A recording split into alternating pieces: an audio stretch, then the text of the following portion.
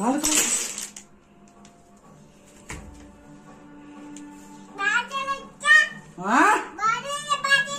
సిగ్గులేదా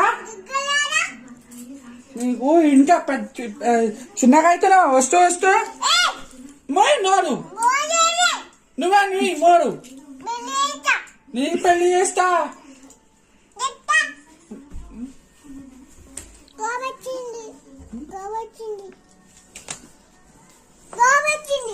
కోపం వచ్చిందా? వస్తుంది మళ్ళీ.